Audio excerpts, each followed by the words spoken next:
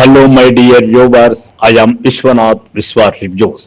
ఇప్పుడు సినిమా థియేటర్లలో సినిమా చూడటం సాధ్యమా అనే సంగతి చెప్పే ముందు ప్రభుత్వ తీరుతెన్నులకు సంబంధించి ఒక పిట్టకథ చెప్పి ఈ కథను కొనసాగిస్తాను. ఉదాహరణకు మద్యపానము హానికరము అని చెప్పేసి పెద్ద పెద్ద బోర్డులు పెట్టి మద్యపానము తాగకూడదని, తాగితే ఆరోగ్యం చెడిపోతుందని ప్రభుత్వం అదే పనిగా బోధరగొడుతుంది. కానీ అదే ప్రభుత్వము ఆ మద్యపానం లేకపోతే ప్రభుత్వాలు నడిపే పరిస్థితే లేనటువంటి దేనస్థితిలో కూడా ఉంటుంది. అయినా ఆ రెండు అలాగే జోడెడ్ల బండి లాగా, ఇంటి గుర్రం లాగా నడిచిపోతూనే ఉంటాయి. వీళ్ళు మందు వద్దు అంటూ ఉంటారు, మందు అమ్ముతూ ఉంటారు. మందు తాగకూడదని కుటుంబాలు అంటూ ఉంటాయి, కుటుంబ పెద్దలు మందు తాగుతూనే ఉంటారు. ఇదొక విచిత్ర వైరల్. ఎందుకంటే ఒక బలహీనతను సొమ్ము చేసుకునేటప్పుడు ప్రభుత్వమే తల వంచినప్పుడు, ప్రభుత్వమే తన యొక్క ఆలోచన విధానాన్ని మార్చుకున్నప్పుడు ఇక సామాన్య జనాలు, వ్యాపారస్తులు ఎలా మార్చుకుంటారు? వ్యాపారస్తులంటే సినిమా వాళ్ళు కూడా వ్యాపారస్తులే కదా. మరి వారి తీరుతెన్నులు ఇలా ఉండేటప్పుడు మారకుండా ఉండాయని మనం ఆలోచిస్తున్నామంటే ఇక్కడ అడ్డదారిలో పోయే వ్యవహారాలు ఆటోమేటిక్ గా జరిగిపోతున్నాయి. కాబట్టి జనాలకు పైసలు కూడా కష్టపడితేనే కదా వస్తున్నాయి. ఉన్నోడు థియేటర్లో చూస్తున్నాడు, లేనోడు ఓటీటీల్లో చూస్తున్నారు. టికెట్కు 200 తగ్గకుండా వేలకు వేలు పెట్టడానికి కారణం ఏంటి? హీరోలకు, హీరోయిన్స్ కి, దర్శకులకు ఇచ్చే 100 కోట్లు ఎందుకు? సినిమా టోటల్ బడ్జెట్ 100 కోట్లు అయితే 60 నుంచి 70 కోట్లు దర్శకులకు, హీరోయిన్స్, క్యారెక్టర్ ఆర్టిస్టులకే పోతే ఇంకా సినిమా బడ్జెట్ మహా అయితే 30% నుంచి 40% మాత్రమే ఉంటుంది. రెమ్యునరేషన్ తగ్గించుకుంటే సినిమా చాలా తక్కువ బడ్జెట్ లోనే తీయొచ్చు.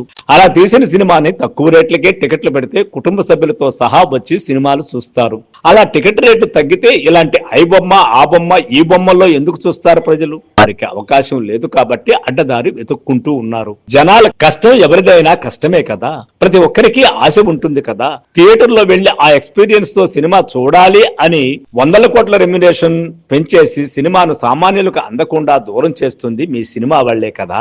సినిమా వాళ్ళు చేసేది కరెక్ట్ అయితే ఐబొమ్మ లాంటి రవి చేసేది కూడా కరెక్టే కదా.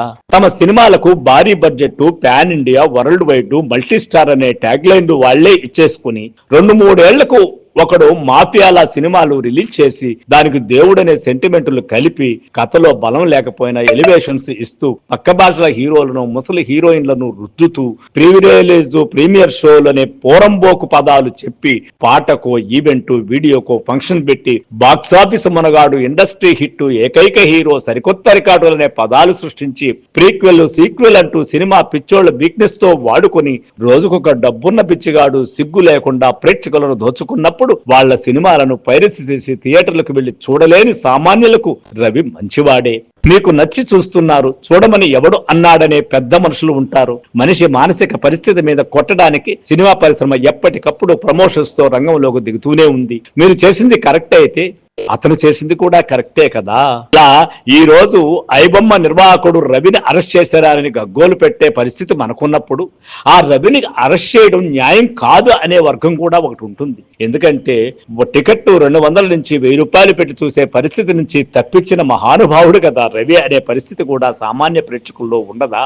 మీరు ఏ దేశోద్ధరణ కోసం, ఏ ప్రపంచాన్ని ఉద్ధరించడం కోసం ఒక సినిమాని 1000 కోట్లు పెట్టి తీసి ప్రజలనెత్తిన రుద్ది ప్రజలనేమన్నా ఉద్ధరించడానికి కోసమా మీ వ్యాపారాన్ని రెట్టింపు చేసుకోవడానికే అయినప్పుడు రవి చేసేది కూడా కరెక్ట్ అనే వాదన కూడా మనం అంగీకరించి తీరాలా. సో ఫ్రెండ్స్, టికెట్ రేటు సామాన్యుడికి అందుబాటులో పెడితే మీ సినిమాను థియేటర్ లో చూసే అనుభవం కోసం ప్రేక్షకుడు ఎదురు చూస్తాడు. అలా కాకుండా మీరు ఆకాశ హార్మ్యాలలో సినిమాను పెట్టి సామాన్యుడు కూడా చూడలేదని వాడి మీద నెత్తిని రుద్దితే సినిమా థియేటర్ లో సినిమా ఎక్కడ చూస్తారు? సినిమా ఎక్కడ కలెక్ట్ చేస్తుంది? సినిమా ఒక వినోద మాధ్యమంగా ఎక్కడ నిలుస్తుంది? సో ఫ్రెండ్స్, రవికి చేసింది కూడా కరెక్ట్ అనే వాళ్ళు ఎంతమంది ఉన్నప్పటికీ రవి అయినా సినిమా వాళ్ళైనా అడ్డదారిలో చేసే ఏ పనైనా తప్పే అని చెప్పడానికే మన ఈ ఉద్దేశం తప్ప ఐబొమ్మ కరెక్ట్ అని, సినిమా వాడు రైట్ అని, సినిమా వాడు తప్పని, ఐబొమ్మ వాడు కరెక్ట్ అని చెప్పడం కాదు నా ఉద్దేశం. సో ఫ్రెండ్స్, నా కథనం కానీ మీకు నచ్చినట్లయితే మన విశ్వ రివ్యూ ఛానల్ ని సబ్స్క్రైబ్ చేయండి, లైక్ చేయండి, షేర్ చేయండి. Thank you. I am Vishwanath.